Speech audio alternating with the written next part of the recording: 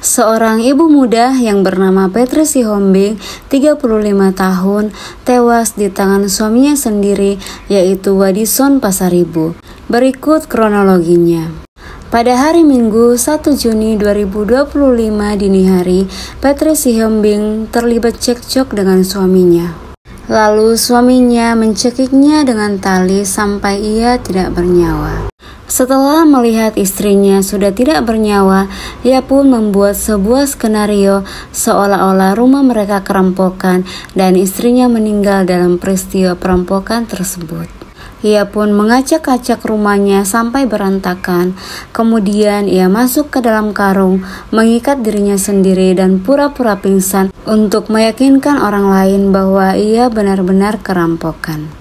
Lalu ia pun menyuruh anaknya keluar rumah untuk berteriak dan minta tolong. Dan tetangga yang mendengar teriakan tersebut langsung bergegas untuk melihat keadaan mereka.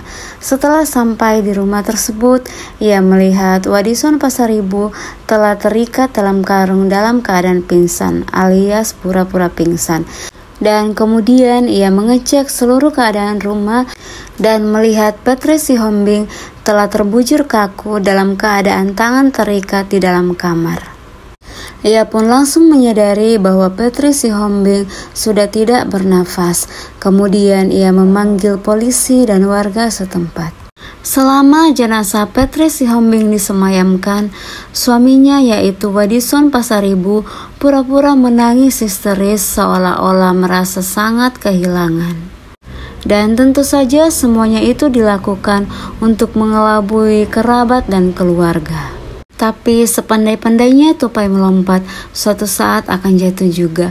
Begitupun dengan kejahatan. Sepandai-pandainya seseorang menyembunyikan kejahatannya, suatu saat pasti akan terungkap.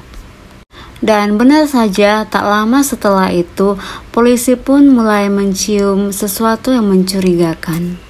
Berawal dari pengakuan anaknya bahwa ia disuruh ayahnya untuk keluar berteriak dan minta tolong. Sedangkan pada saat itu ayahnya diketahui sedang diikat dalam karung dalam keadaan tidak sadar diri. Dan pengacara pun mulai meminta keluarga Wadison Pasaribu untuk membujuknya agar ia mengakui perbuatannya. Dan benar saja setelah dibujuk oleh keluarganya, akhirnya ia mengakui perbuatannya bahwa benar ia yang telah membunuh istrinya sendiri. Dan ketika penyidikan berlangsung, bahkan ia pun mengakui bahwa ia telah merencanakan hal tersebut karena ia ingin menikah lagi dengan wanita pujaan hatinya yang lain alias selingkuhannya. Ia memilih untuk membunuh istrinya dibandingkan bercerai karena ia takut ketika bercerai hak asuh anak akan jatuh kepada istrinya. Sementara dia menginginkan hak asuh anak tetap jatuh kepada dirinya ketika ia menikah dengan wanita lain tersebut. Egois banget kan, gila ya. Tapi menurut aku secara pribadi itu cuman alibinya ya. Karena menurut aku kemungkinan dia susah untuk mencari alasan gimana caranya untuk menceraikan istrinya, sehingga ia memilih jalan setan tersebut. Well, apapun itu, aku cuma mau mengatakan bahwa kalau kalian ingin melakukan kejahatan, berpikirlah 1000 kali, berpikirlah secara matang. Karena tidak ada kejahatan yang akan berjalan sempurna. Setiap kejahatan pasti akan mendapatkan balasannya. Apalagi ini adalah membunuh istri sendiri, ibu dari anak-anaknya.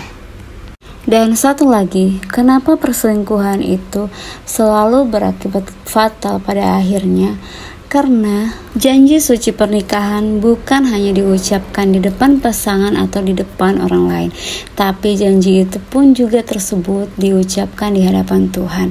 Jadi orang yang berkhianat dalam rumah tangga itu bukan hanya mengkhianati pasangannya, tapi juga mengkhianati Tuhan. So mengapa setiap kasus perselingkuhan itu selalu berakhir tragis? Kalaupun ada yang kelihatan aman-aman saja saat ini, itu hanya menunggu waktunya aja sih. Cepat atau lambat, yang menabur pasti akan menuai.